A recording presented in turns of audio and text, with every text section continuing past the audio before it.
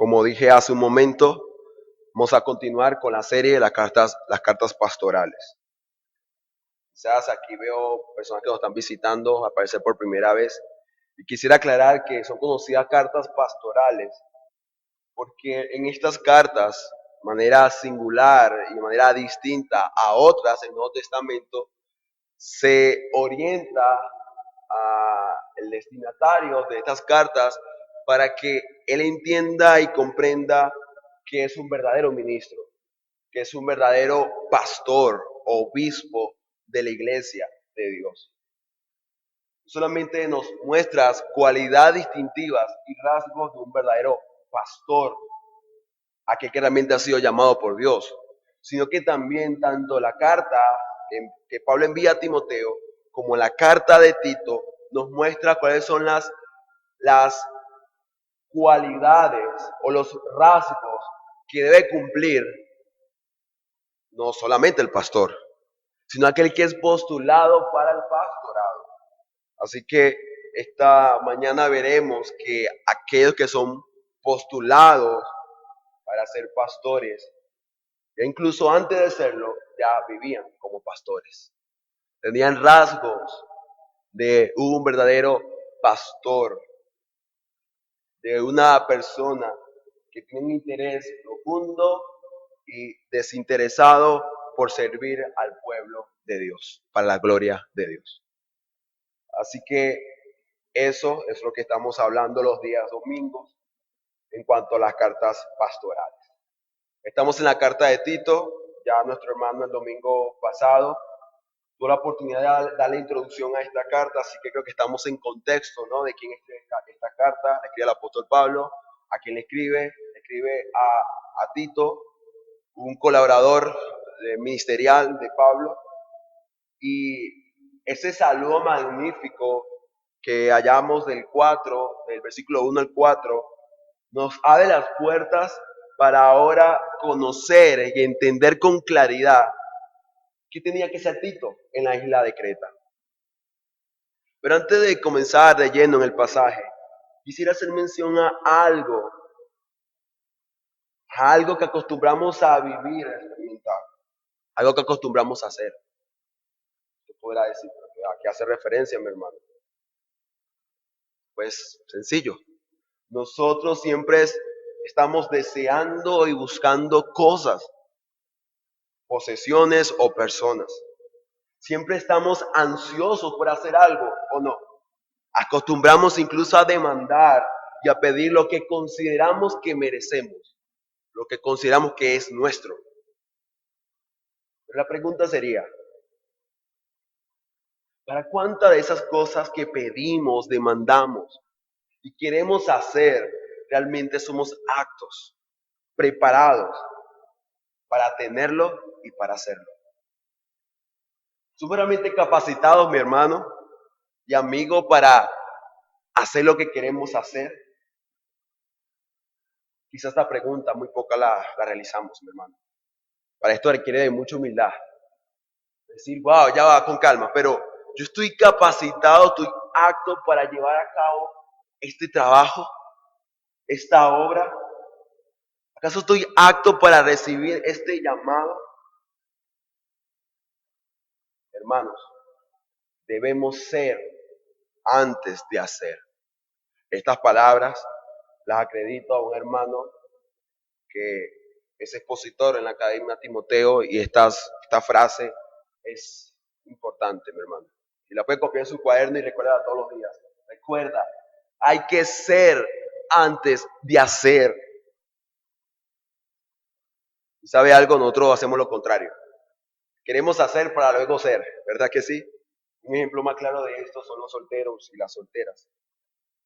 Yo me he cansado de escuchar a hombres y a mujeres, y hablo incluso de cristianos, a decir, yo quiero casarme, a jovencitas decir, yo quiero casarme, quiero tener mi esposo. Y sabes algo, eso es algo bíblico, excelente, así es.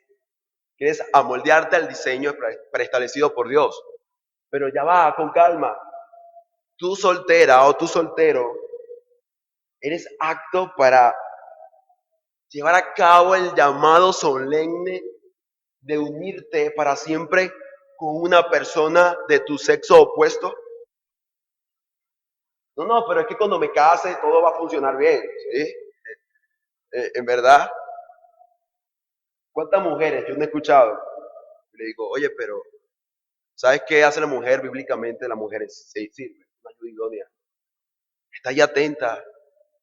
Ese es el papel de la mujer en el matrimonio, ayuda idónea. Pero pregunto yo, ¿cuántas solteras cristianas realmente son ayudas idóneas en su hogar? Oye, ¿sabes? He comido, hay que cocinar. Ay, no, cocina tú. Es que yo no me he casado. Pero ¿sabes algo? Soltero, soltera. En el hogar es un huerto. Es un lugar donde bíblicamente los padres, en el contexto del hogar, deben preparar a sus hijos para ser futuros esposos bíblicos y a las hijas para que sean esposas bíblicas.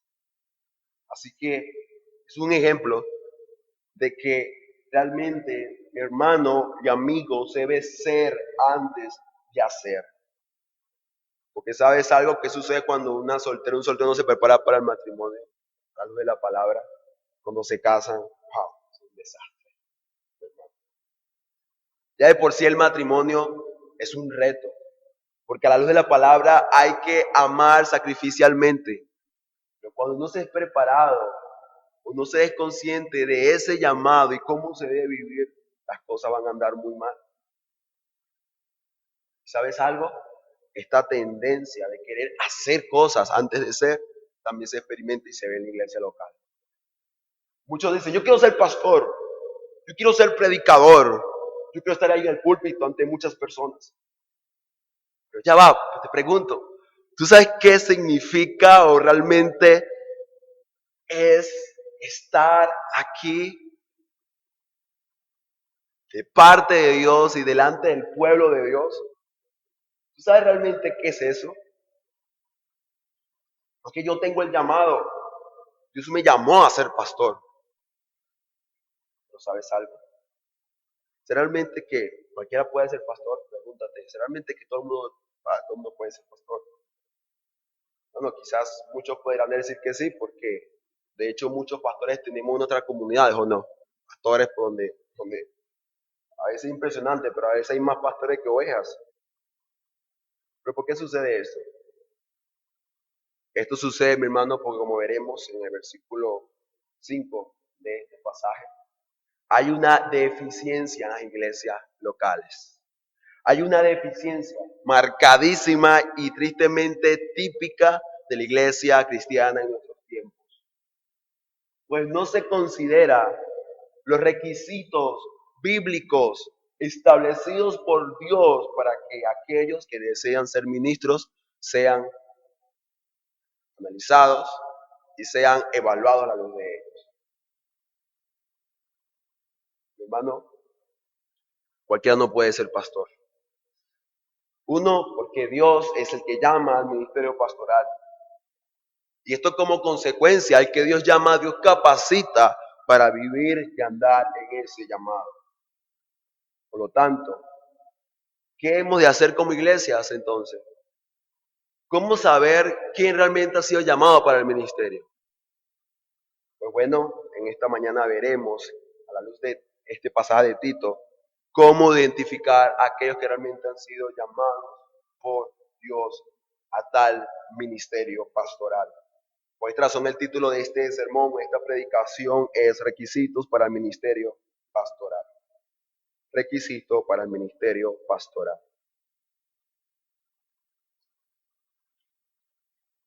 Esto consta de tres partes. Primera parte, primera división, versículo 5. Una estadía con propósito. Versículo 5. Una estadía con propósito. Segunda división, lo que el llamado al ministerio debe ser, del 6 al 9. Lo que el llamado al ministerio debe hacer. Hacemos referencia a aquel que profesa o declara ser llamado por Dios a esto. lo que Él debe ser, del 6 al 9, primera parte. Tercera división, segunda parte del versículo 9, lo que el llamado al ministerio debe hacer. Luego de ver lo que debe ser, también el apóstol Pablo dice a Tito qué debe hacer a su vez. Así que habiendo dicho esto, pues le invito a que abra su Biblia, si no la ha abierto todavía, en la carta de Tito, para leer, así comenzar de lleno en el pasaje que corresponde. Vamos a leer versículo 5, una estadía con propósito. Dice la palabra del Señor. Por esta causa te dejé en Creta, para que corrigieras las cosas que faltaban y establecieres ancianos en cada ciudad, así como yo te mandé. Mi hermano, ya Pablo saludó a Tito, le ha dicho que es un verdadero hijo de Dios, común en la fe, le desea y le saluda, y además de esto habla de la palabra, habla del conocimiento de la verdad, que es según la piedad, y luego ahora procede al meollo del asunto. Pablo no simplemente escribió a Tito para saludarle y decirle, hola Tito, ¿cómo estás en Creta? No, él lo hace con un propósito, un fin. Y este fin y propósito era recordarle a Tito que le había mandado. En la última parte del versículo 5, Pablo es claro, le dice, así como yo te mandé. Pablo no va a hablar nada nuevo, simplemente va a recordar lo que ya se le había encomendado. Como nuestro hermano de seguro la vez pasada hablaba, Tito estaba en Creta. Creta era una isla muy grande. Y Pablo le dice a Tito, Tito, por favor recuerda por qué estás en Creta. Tito, tú estás en Creta para que vayas a una playa, te eches algo para broncearte y que es ahí a la orilla del mar llevando algo de sol, no era de vacaciones que estaba Tito en Creta. Y Pablo le quiere recordar a Tito qué tenía que hacer. Y el trabajo de Tito en la isla de Creta, Pablo es claro y dice, es para que corrija las cosas que faltaban, como hizo otra versión, de las cosas deficientes. ¿De dónde? ¿De qué? Las iglesias de esta isla. Pues dice, y establezcas ancianos en cada ciudad. Aquí algo me llamó mucho la atención. Quisiera que usted también se diera cuenta de esto. Estas palabras hacen referencia a quién? A los hermanos de Creta, ¿verdad que sí? Pero ya va, ellos son hermanos en Cristo, son cristianos. Y van a decir por dice a Tito, ve y corrige lo deficiente. O sea, como que algo está mal con esa iglesia. ¿Qué dice esto, mi hermano? Esto muestra un principio realmente importante. Y lo que muestra, mi hermano, es que no es suficiente con decir yo creo en Cristo, yo soy hijo de Dios. Mi hermano, mi hermana, hace falta crecer en el conocimiento de la verdad que ya Pablo ha dicho anteriormente que es según la piedad. Estos hermanos, si recordamos, eran hermanos que habían creído en el Evangelio por aquel día, ¿no? Ya Pentecostés, donde muchas personas de muchas regiones escucharon el mensaje de Dios. Ellos creyeron en el Evangelio, fueron a sus respectivos hogares y siguieron predicando el Evangelio. Pero no había visto una oportunidad en la cual un apóstol o alguien capacitado nutriera de la sana doctrina o de la palabra de Dios a estas iglesias. Por eso San Pablo, entendiendo la necesidad del conocimiento en la vida cristiana, envía a Tito. Mi hermano, hay que entender y saber que si queremos honrar a Dios con nuestras vidas, debemos conocer la voluntad de Dios. Y esta verdad, mi hermano, si realmente es conocida y abrazada por tu corazón, te va a llevar a ti a vivir una vida de piedad, una vida de santidad, una vida que honra y glorifica el nombre del Señor. Hermano, así como la iglesia de Creta, aún todavía hay muchas iglesias en nuestro tiempo que son iglesias deficientes. ¿Sabes por qué son iglesias deficientes?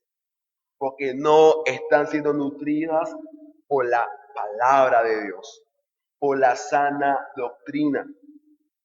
como dice el apóstol Pablo en el versículo 9 a Tito. Así que Tito debe corregir lo deficiente en las iglesias de Creta.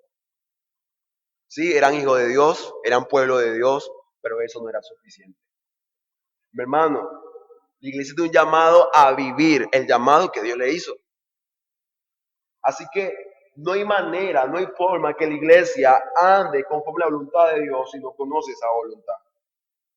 Por esa razón, Pablo le dice a Tito, corrige lo deficiente. Usted puede decir, ¿pero qué es eso deficiente?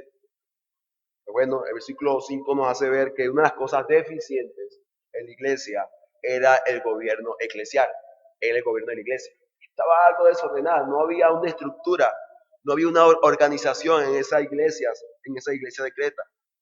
Luego también vemos en el capítulo 2 y capítulo 3 que además de esto, ciertas deficiencias a su vez estaban en la vida práctica de cada uno de los miembros de estas iglesias.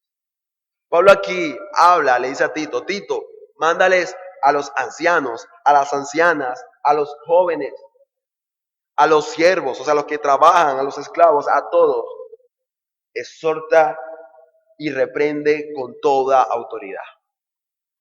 Así que lo que hablaríamos, mis hermanos, es que esta era una iglesia que aunque tenía una fe en Cristo salvífica y real, carecía del conocimiento de la voluntad de Dios y por lo tanto carecían de vidas santificadas. Pero en esta mañana hablaremos de una deficiencia realmente importante y esta es la falta de gobierno. Un gobierno no establecido por el hombre, un gobierno establecido por Dios. Y este es el gobierno eclesial.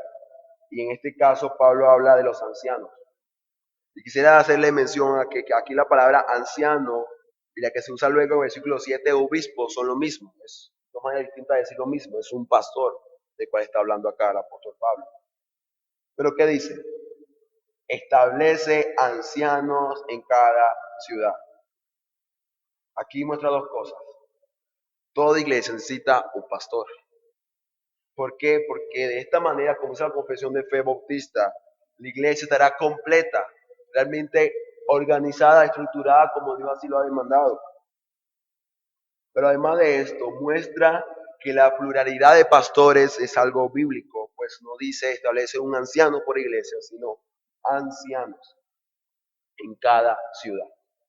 Así que tome en cuenta eso es algo bíblico, la pluralidad de pastores.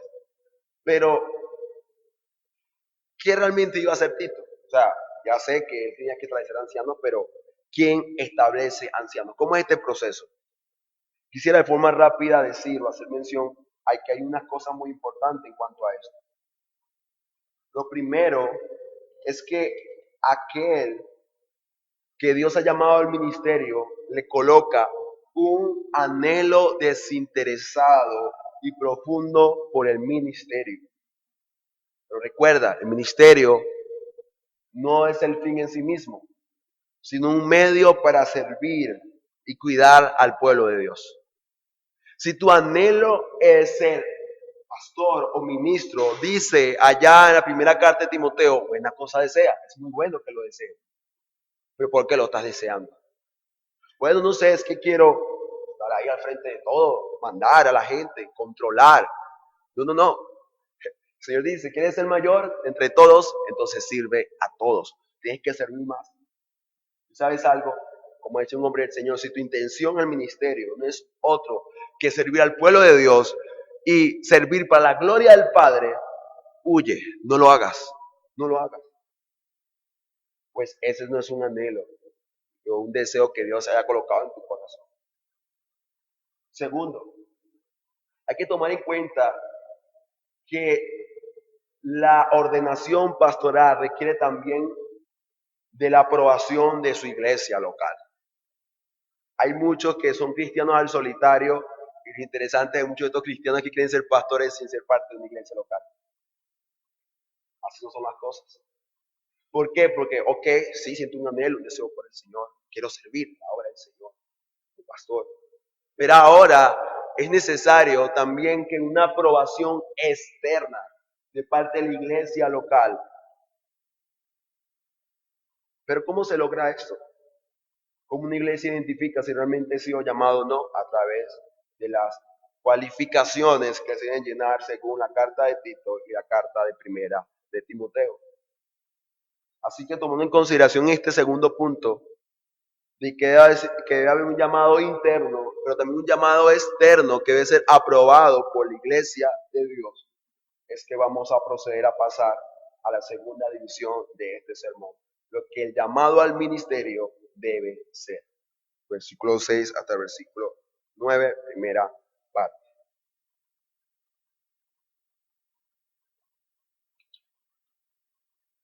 Dice la palabra del Señor. Si alguno es irreprensible, marido de una sola mujer, que tenga hijos creyentes, que no estén acusados de disolución ni sean contumaces. Dice luego, porque es necesario que el obispo sea irreprensible como administrador de Dios, no soberbio, no iracundo, no dado al vino, no pendenciero, no codicioso de ganancias deshonestas. Dice luego, sino hospedador, amante de lo bueno, prudente, justo, santo, templado, retenedor de la palabra fiel, que es conforme a la doctrina. Amén. Vamos a leerlo hasta ese punto. Ok, ¿saben algo, mis hermanos? Yo tengo el deseo de ser pastor. ¿Qué debe hacer la iglesia? La iglesia lo que debe hacer es, ok, está bien, vamos a evaluarte. No, pero es que yo soy llamado, yo tengo que ministrar al pueblo de Dios. Ok, pero el que Dios llama, Dios capacita para ese llamado. Así que aquí hablamos, en este caso, de que Tito iba a cumplir la función que no podía cumplir la iglesia en ese momento porque no tenía pastores. ¿A qué me refiero? Con una iglesia ya hay pastores, los pastores son los que se encargan, tienen ese trabajo ante Dios, de observar a los miembros de iglesia y ver a aquellos que podrían considerarse que están llenando estos requisitos que aquí se hallan. Oye, este hermano lo está llenando, ¿qué hace el pastor o los pastores? Van a ese hermano, lo entrevistan y le preguntan, ¿tú tienes el llamado al ministerio? Puede decir sí o no. Si dice que sí, entonces los pastores o el pastor presenta a este hermano a la iglesia. Luego la iglesia da la última palabra. Ok, sí, estamos de acuerdo. Realmente cumple con los requisitos y hemos visto que aunque no es pastor, ha vivido una vida de pastorado, ha ministrado, ha servido al pueblo de Dios. Pero en este caso no habían pastores en la iglesia de Greta, así que Tito tenía que él encargarse de esto y ver quiénes de la iglesia locales de Creta cumplían con estos requisitos. Y luego, como dice la carta de Timoteo, es necesario pues que el obispo sea irreprensible. Aquí el estándar que se pide es resumido en esta palabra, irreprensible. Y de hecho, se repite 2 veces en el pasaje, en el 6 y el versículo 6. Ahora, la pregunta sería, ¿pero qué significa eso de irreprensible? Pues déjame decirte que no significa sin pecado. Porque de ser así, entonces nadie pudiera ser pastor. Porque todos tenemos pecado, todos somos pecadores, ¿o no? Así que la palabra irreprensible lo que significa es, o habla de ser un hombre que no puede ser acusado verazmente de nada que lo marque como indigno de estar en la posición de ser un embajador de Jesucristo. En pocas palabras, si alguien, o al menos un miembro de iglesia, no es acusado de ninguno de estos, de alguna de estas características malavidas, entonces es un ser irreprensible. No puede ser acusado verazmente, o sea, de forma con testimonio, con evidencias. Si es así, ese es un hombre irreprensible. Pero ahora, ¿qué hace el apóstol Pablo? ¿Qué hace con Tito? Lo que hace es mostrarle de forma detallada que es un hombre irreprensible. Así que si Pablo hubiese llegado y le hubiese dicho a Tito, Tito, busca hombre irreprensible, ya a veces sido suficiente. Busca hombre irreprensible, ¿no? Pero Pablo quiere ser más explícito en cuanto a esto. Y antes de entrarme a esto, quisiera recordar algo que me sucedió como hace unos meses y estaba compartiendo con una persona que no era cristiana y otro que sí lo era. Y la conversación se fue en cuanto a los ministros, a los pastores. Y algo que me llamaba la atención era que uno de estos que estaban en la conversación, que eran cristianos, decían, no, pero que el pastor debe hacer esto, de aquello. O no, que un buen pastor es esto. Y la pregunta sería, ¿para ti qué es un buen pastor? Piénsalo un momento. Ahora, hazte otra pregunta. Eso que tú pensaste o concebiste como una idea de un buen pastor, está alineado con lo que la palabra de Dios muestra que es un buen ministro. Sería la pregunta importante. Pero este hombre decía, no, pero que el pastor debe hacer esto y aquello. Y le decía, pero oye, ¿sabes algo? La palabra me muestra unos lineamientos por los cuales uno puede ver y entender si realmente ha sido llamado al ministerio.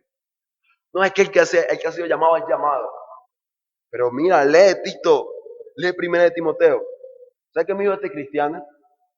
Pero ¿quién cumple eso? ¿Quién cumple eso? Ah, ok. Tú dices que nadie lo cumple, por lo tanto, bueno, nadie debe llenarlos. Le dije, ok, las leyes son para romperlas entonces. No entiendo. No es que eso nadie lo cumple. Oh, mi hermano, esta expresión de este hermano muestra lo que de forma general se está viendo en la iglesia local hoy en día. Yo recibí un sueño, una visión, voy a ser pastor. Venga, mi hermano, le imponen las manos y ya, ve, eres un pastor, eres un misionero. Mi hermano, ¿sabes qué le dice el apóstol Pablo a Tito? No impongas tus manos con ligereza sobre nadie. O sea, le dice a Timoteo, Timoteo, no es que porque sea tu familia o tu primo o aquel que ofrenda más, yo quiero ser pastor. Venga, mi hermano, okay, lo nombramos, ya es pastor. No impongas tus manos con ligereza en nadie. ¿Pero por qué? Hermano, porque el llamado al ministerio es un llamado que honra a Dios como cualquier otro. Y aquí se ha dicho muchísimas veces. Entonces vamos a poner al pastor como en una vitrina, como en lo más alto. No, aquí todos somos hijos de Dios llamados a vivir por la gloria de Dios. Y hay dignidad en cuanto a eso, en todos los ámbitos y áreas. Pero el pastor, el llamado al ministerio, tiene un papel que es bastante representativo. Y sabes algo, el pastor representa el cuidado amoroso, piadoso y perfecto de Dios Padre. El pastor está llamado a ser un reflejo del príncipe de los pastores que es Cristo Jesús. Así que en cuanto a esto, es necesario que aquellos que ministran o quieren ministrar a la iglesia o al pueblo de Dios sean pasados por un filtro que la palabra de Dios mismo ha dispuesto. ¿Pero para qué? Para el bien del pueblo de Dios, para el bien de la iglesia. Un hombre del Señor decía que la santidad y la pureza y el crecimiento de la iglesia es proporcional a la pureza y crecimiento de sus líderes, de sus ministros. Así que no podemos esperar una iglesia que esté creciendo, o sea, una iglesia sana, si hay ministros corruptos. Porque es pastor, está guiando a la grey a algo, pero aquí lo está criando. Pero para seguir pasando, también hay que tomar en cuenta de que también hay iglesias con buenos ministros, pero iglesias desastrosas. O si no, a la iglesia de la iglesia de Corinto. Tuvieron buenos ministros, pero aún así fueron iglesias carnales. Así que una cosa no va a la otra, pero tampoco es posible una iglesia sana, una iglesia realmente edificada con pastores corruptos, con pastores no piadosos. Así que, ¿qué se debe esperar o qué se debe evaluar de aquellos que desean ser ministros o ser pastores? Pues bueno, el apóstol Pablo comienza con lo que debe ser un carácter o una pureza sexual. Pablo comienza, tanto en Tito como en Timoteo, habla de lo que ese hombre debe ser en su hogar. ¿Qué hace? El apóstol Pablo dice a Tito, marido de una sola mujer. Esta parte acá, en cuanto a lo que el postulado debe ser, lo que quiere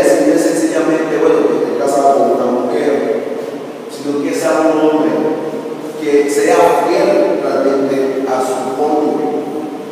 Y es un fiel esposo, cuidadoso y amoroso para con su esposo. Porque ese cuidado y ese amor sacrificial que tiene para con su esposa, habrá de ser el mismo que tiene para con el pueblo de Dios. Recuerda, él va a cumplir, va a representar a Cristo, a Dios, y con su cuidado y guía al pueblo de Dios. Así que este hombre no simplemente de una esposa, o incluso yo que soy soltero, no quiere decir que tiene calificado para ser pastores. Pablo tiene una esposa, Cristo, incluso Cristo tampoco lo tuvo. Pero aún así ellos que están casados deben ser evaluados en este aspecto y que deben ser hombres amorosos, cuidadosos y fieles con su esposa. Pero además de esto, se requiere que este hombre sea competente en cuanto al liderazgo en su hogar. Claro que aquí dice que tenga hijos creyentes, que no estén acusados de disolución, que sea contumaces. Aquí en este punto quizás hay cierta contradicción o puede pensar que hay algo que todos los hijos creyentes a que se está refiriendo realmente. ¿Acaso el pastor debe tener una familia cristiana para poder ser pastor o al menos para postularse a ser pastor? La realidad la podemos ver en la primera carta que le escribe Pablo a Timoteo. Pues está hablando de lo mismo, lo dice de otra manera, que da un poco más de luz a este pasaje antiguo. Pues dice que gobierne bien su casa, así lo Pablo en el capítulo 3 de Timoteo, que gobierne bien su casa, que tenga a sus hijos en sucesión con toda honestidad. ¿Pero por qué Pablo? Él lo dice. Pues el que no sabe gobernar su propia casa, ¿cómo cuidará de la iglesia de Dios? Es sencillo. Como si él no administra, no lidera de forma bíblica su familia, haremos entender que ese hombre sepa cuidar y guiar al pueblo de Dios. No se puede cuidar de Dios. Se da cuenta, hermanos, es un filtro por el cual debe ser pasado todo aquel que quiere o desea ser ministros. Cuando hablamos de la conducta o la actitud de aquellos que son postulados al ministerio, podemos hablar de ciertas cualificaciones que deben ser llenadas, pero estas son resumidas en dos, unas positivas y otras negativas. Aquí en la carta de Tito primero se habla de lo que no debe hacer, lo que no debe ser y luego lo que sí debe ser, a partir del versículo 8. Así que quisiera hablar de cada una de estas cualidades de forma rápida, pero lo suficientemente clara, para tener una imagen o un perfil completo de lo que se espera que debe llenar a aquellos que quieren ser ministros de Dios o pastores en la iglesia local. Quisiera tomar ayuda con el libro de John MacArthur del Ministerio Pastoral, pues es mucha ayuda para hablar de cada una de estas cualificaciones que deben ser llenadas. La primera, y de hecho es negativa, es que el que quiere ser administrador de Dios en el pueblo de Dios no debe ser soberbio. Es la primera cualificación negativa, aquella que no debe ser soberbio, es algo negativo, no lo debe ser. Esta palabra en el griego tiene algo, cierto peso en cuanto a significado, pues lo que habla es que es una persona que no tenga arrogancia de amor propio. ¿Sabes? Alguien arrogante, alguien soberbio, es alguien que tiene un amor intenso por sí mismo.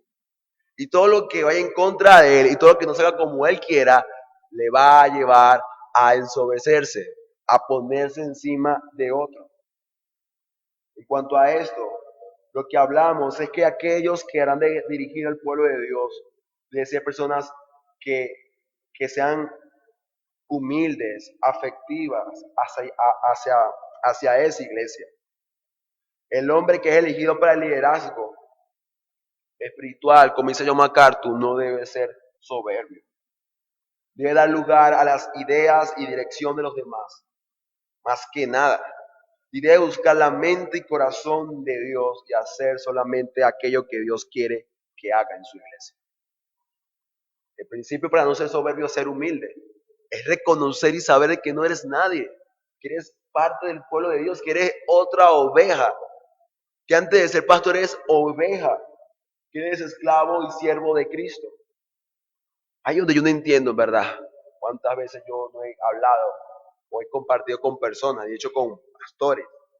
Y cuando van a hablar contigo parece ser que no sé, como que se han inflado, como, wow, yo soy pastor de la iglesia tal. Y comienzan a hablar de lo que han hecho y que Dios ministra cada vez que yo hablo. Eso es soberbia. De hecho, ayer veía a un predicador o pastor, entre comillas, y este hombre agarraba una paca de billetes y la besaba, le daba besos.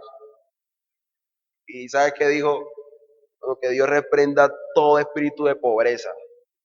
Porque aquí el que es de Dios debe tener.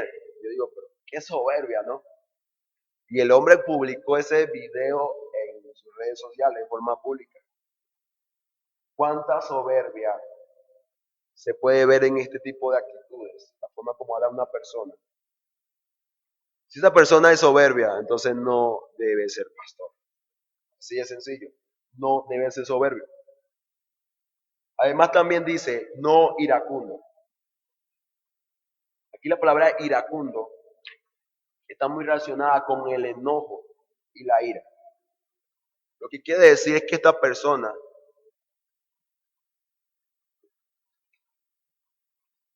no es una persona que esté continuamente airada, molesta, gritando a las personas, empujándolas. No, es una persona sumisa, humilde, tranquila, que aprenda a reposar y descansar en el Señor. Es una persona que tenga dominio propio de cada una de sus emociones.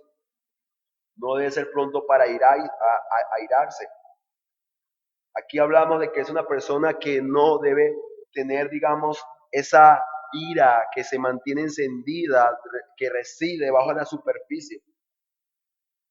Una vez, de hecho, MacArthur habla de una iglesia donde los creyentes o los miembros estaban molestos, un poco desanimados. Le preguntan, pero ¿por qué estás así? No, es que nuestro pastor, cada vez que hay una reunión, grita, lanza la puerta, golpea los sillones. ¿Usted qué cree que debemos hacer? Le preguntan a MacArthur. Pues la respuesta obvia, a la luz de Tito 1:7, como le dice él, es que deben conseguir otro pastor, no hay otra opción. ¿Por qué? Porque el que es pastor no debe ser iracundo. Entonces, en cuanto a esto, considere que no debe ser iracundo. Otra cualificación negativa, no dado al vino.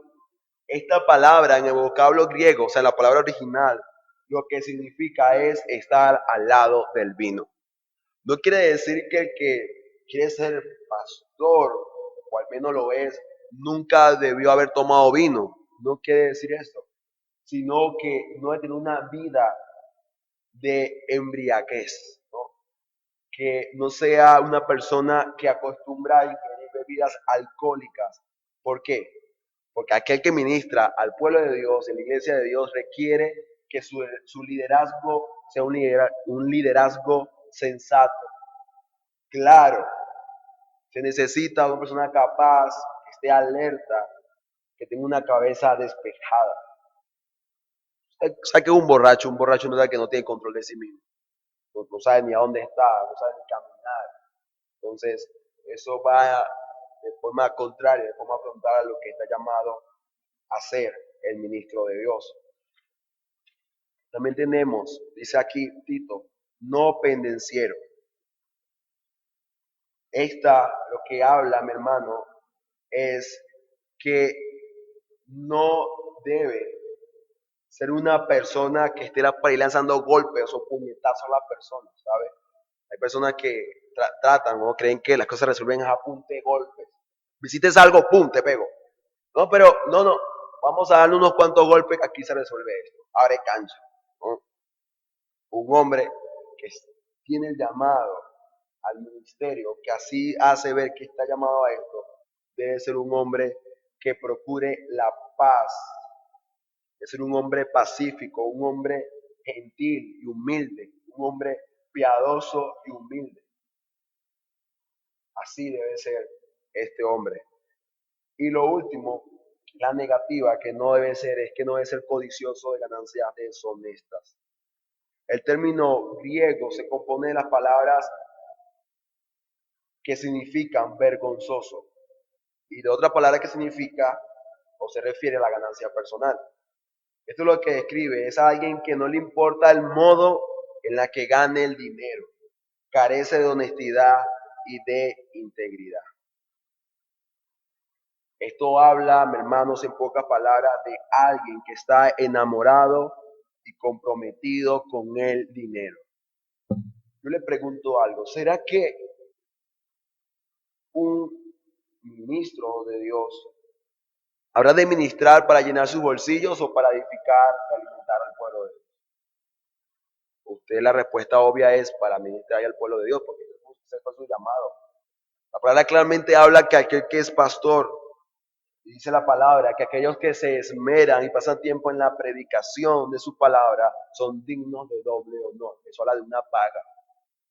Sí, merecen ser ayudados por la iglesia local. Se lo merecen ante Dios. Pero el pastor no es pastor por eso que se le está dando. Él es pastor porque Dios lo colocó, recuerde, un deseo, un anhelo intenso y desinteresado por servir y edificar al pueblo de Dios. Por eso lo está haciendo. Así que incluso cuando algo legítimo como es recibir alguna ayuda económica de parte de esa iglesia puede convertirse en algo ilegítimo como ese hombre vea eso. Cuando un hombre comienza a amar al dinero y desea las cosas terrenales, pierde de vista su llamado. Y es que él es un líder espiritual, no está llamado acá para hablar de vamos a sembrar, vamos a ser grandes empresarios, vamos a sembrar bastante porque vamos a cosechar el doble o el triple. ¿Sabes algo? Muchos de estos predicadores de prosperidad son hombres que aman el dinero. Y la palabra es clara. De la abundancia del corazón habla la boca. Hablan de carros, de lugares lujosos, porque eso es lo que hay en su corazón. Un amor y un anhelo por las cosas terrenales. Hablamos de un ser materialista. Así que un hombre que quiere ser pastor no debe ser codicioso de ganancias deshonestas. Pero luego habla de las cosas positivas o cualificaciones que sí debe llenar o que positivamente debe ser. Versículo 8, debe ser hospedador. La palabra hospedador se traduce como hospitalario, que significa amar a extraños. Bueno, es que yo puedo recibir a mi amigo, a mi hermano querido. No, el que realmente es hospitalario, él recibe a extraños. Pero ojo, no quiere decir que cualquiera que salga por ahí, oye, quiero dormir, no tengo casa, bueno, métete a mi casa y duerme conmigo. No hay que ser prudente y sabio en esto. Vida de hospitalidad puede verse y entenderse a luz de la palabra, que siempre está normalmente en el contexto del pueblo de Dios. Entonces, ¿cómo se es hospitalario de un extraño si todos mis hermanos en Cristo les conozco? Un ejemplo de cómo este hombre debe ser hospitalario, debe ser un hombre dispuesto a ayudar a aquel hermano que ni siquiera conoce. Por ejemplo, vienen unos hermanos, no sé, de Caracas o de Valencia o Yaracuy, quizás a visitarlos. No hay lugar donde puedan dormir, pero este hombre está solícito en aguardarlos en su hogar. Hermanos, no importa, yo los hospedo en mi casa. Estamos hablando aquí de un hombre que sirve, pero sirve de manera desinteresada. Él quiere ayudar. Es un hombre que todo lo que tiene o posee ha entendido que es para edificar y ministrar a otros, incluso a aquellos que no conocen de manera personal. Un pastor debe ser, un hombre generoso. También dice acá, debe amar lo bueno, amante de lo bueno. Esto quiere decir, por supuesto, que el pastor o aquel que hará ser postulado para el pastorado debe ser un hombre que sea amante, o sea, que ame a los hombres y ame a las cosas buenas. Eso se puede decir acerca de un hombre que desea y anhela hacer lo bueno, hacer la voluntad de Dios, en pocas palabras. También ser un hombre sensato, dice aquí Tito, dice Pablo a Tito, mejor dicho. Un hombre sensato quiere decir que es un hombre que tiene sabiduría y seguridad y firmeza. Hablamos de un hombre de carácter, hablamos de un hombre serio, hablamos de payasos. No sé si usted se ha dado cuenta, pero hay muchos pastores que son payasos. Vienen a la iglesia, no sé, a entretenerla. No, tú no estás llamado a ser la iglesia a entretenerla. Estás llamado a ser un hombre de convicciones, un hombre sabio, un hombre seguro, un hombre de buen juicio, un hombre con una mente disciplinada. No quiere decir que el pastor tiene que siempre con una cara de amargado, ¿no? Como que si estuviera comiendo limones, no. Hablamos de que es un hombre quizás sí, un poco amigable, pero es un hombre de carácter, un hombre de convicciones. También debe ser un hombre justo. Esto describe de forma resumida que la conducta de este hombre debe estar a la altura del estándar de Dios. Es un hombre que es conocido por ser un hombre que anda y vive bajo los lineamientos o patrones divinos. Eso es un hombre justo. Luego de la palabra de otro, que es la palabra igual a la palabra santo, que usa aquí esta versión. Dice, también debe ser un hombre santo. Esto habla de un hombre que ha entendido y comprendido esas palabras que muchas se han compartido en esta iglesia y es coram Deus. Es un hombre que vive todo el día ante la presencia de Dios. Eso es ser un hombre devoto. Pero luego termina diciendo, también debe ser un hombre que sea aquí templado. La palabra templado significa dueño de sí mismo. Esta sexta y última cualidad del pastor o el que está postulado al ministerio debe ser un hombre que tenga control de su vida. Debe ser un hombre que controle y que se mantenga firme a pesar de las dificultades que se presenten. En pocas palabras, ser un hombre sabio. Para decir, ¿qué es la sabiduría realmente? Conocer mucho, tener la mente gigante por tanto conocimiento. No. La sabiduría bíblica es a que el conocimiento correcto lo aplica de forma correcta. Pero cuando todo está bien, cuando todo está en orden, no. Cuando todo está bien, cuando todo está muy mal.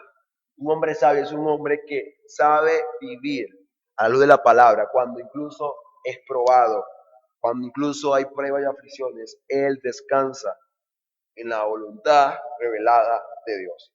Por lo tanto, controla o tiene ese dominio propio de sus emociones, deseos y anhelos que como todo hombre caído tenemos que son contrarios a la voluntad del Padre. Así que habiendo dicho esto, tenemos de forma resumida un perfil que debe abrazar y debe vivir cada persona que desea ser pastor, desea ser ministro del Señor. Pero yo quisiera terminar esta división mostrando que tenemos en el versículo 9, es que es un retenedor de la palabra fiel que conforma la sana doctrina. Pero ¿por qué esto es vital e importante? Vayamos a la tercera división, y esta es la última de este sermón, y es lo que el llamado al ministerio debe hacer. Ya vimos a la luz de los pasajes anteriores lo que debe ser la persona. Ahora lo que debe hacer. ¿Qué debe hacer un ministro del Señor? Lo dice claramente, segunda parte del versículo 9. Él debe retener la palabra fiel, la sana doctrina. ¿Para qué? Para que también pueda soltar con sana doctrina y convencer a los que se contradicen.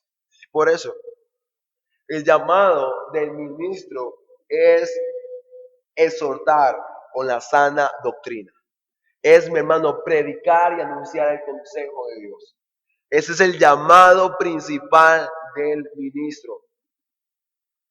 Así que si tú quieres saber que es un buen pastor o quieres definir de forma correcta que es un buen pastor, comienza por este llamado esencial del ministerio, que exhorte con la sana doctrina. Y luego dice, y convencer a los que se contradicen. Esta palabra acá lo que habla es de persuadir. ¿Qué quiere decir esto? Que el que quiere ser ministro, en este caso, porque no hablamos de pastor, hablamos de que quieren ser ministros, deben ser hombres entendidos en la palabra de Dios, que hayan retenido la sana doctrina, pero que a su vez tengan la capacidad de enseñar y de exhortar con esa palabra. ¿Qué quiere decir esto? Que si aquel que quiere ser ministro no es alguien que al momento de predicar la palabra no sea claro o entendible con lo que está comunicando, no tiene ese don que Dios da al que llama el ministerio, y es el don de, de la predicación, ese don de ser maestro, de enseñar a otros. En muchas iglesias, de hecho, se pone en prueba a estas personas cuando las colocan a darle clases a niños. Ponen a darle clases a niños, y luego le preguntan a los niños, ¿qué entendieron de la clase? Si los niños dicen, no entendimos nada, entonces ese hombre seguro no fue llamado al ministerio. De ser un hombre capaz de comunicar con claridad y, como dice acá, con firmeza y fidelidad la palabra de Dios. Es lo que está diciendo. Así que hemos de entender en esta segunda parte del versículo 9 cuál es el llamado del ministerio o del ministro, y es predicar fielmente la palabra de Dios. Es el principal de todos. Pues, mi hermano, todo eso no tendría sentido si no lo vemos a la luz del Evangelio, a la luz de Cristo. Por eso quisiera terminar con Cristo. Mi hermano, la iglesia será bendecida con pastores. Pero la medida de esa bendición, o cuántos pastores serán en una iglesia local, eso lo determina Cristo, porque Él es el que da los dones, como lo muestra su palabra. Pero quiero que entienda, mi hermano y amigo, que lo que hemos hablado en esta mañana es un perfil. ¿Sabes por qué simplemente es un perfil? Como decía Suher Michelin, porque la imagen, porque la foto perfecta solamente la cumple Cristo. En pocas palabras, cada cualificación, cada requerimiento que debe llenar el postulado al ministerio es algo que Cristo cumple perfectamente. Así que, en pocas palabras, el que quiere ser ministro debe reflejar con su vida el carácter y la persona de Cristo. Es eso, mi hermano. Y quisiera que entendiera que esto es necesario porque, como ya hemos dicho, el pastor habrá de guiar y administrar al pueblo de Dios. ¿Pero para qué? ¿Para que le vean y le conozcan a Él? No. Lo hará para que la iglesia también vea a Cristo y viva como Cristo. Ahí la importancia, hermano, que nuestros pastores o ministros o predicadores sean hombres de carácter, sean hombres piadosos, sean hombres íntegros, sean hombres de testimonio. ¿Por qué? Porque ellos, con su vida y carácter, habrán de guiar a otros también a Cristo Jesús. Claro, si ellos siguen realmente a Cristo.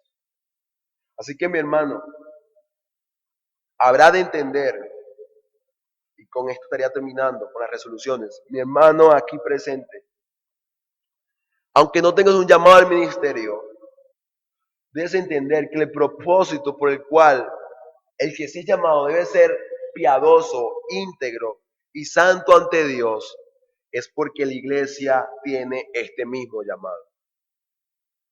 Usted dirá, pero no entiendo, ¿cómo es que es eso? Bueno, es que el pastor lo que va a hacer es guiar al pueblo de Dios a Cristo. Así que el pastor debe seguir a Cristo para hacer tal cosa. Así que en última instancia lo que se espera es que la iglesia en general toda cumpla con cada uno de estos lineamientos y requisitos. Tú, mi hermano, debes ser una persona irreprensible, así como tu pastor y ministro debe serlo también.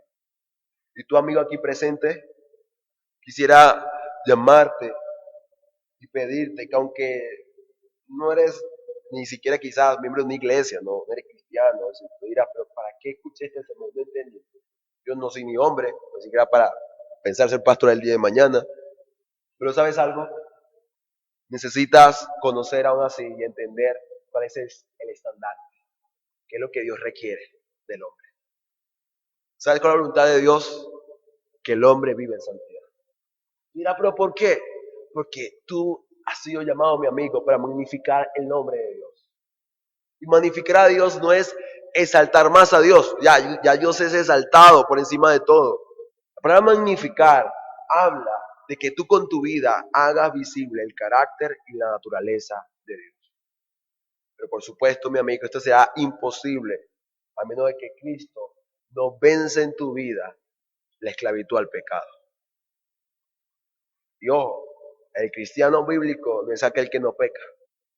Es aquel que, aunque peca, tiene un anhelo y un deseo en su corazón de vivir bajo la voluntad de Dios. Así que mi hermano y amigo, necesitamos de Cristo para vivir una vida fiel, una vida santa, una vida piadosa, una vida que honre a nuestro Señor.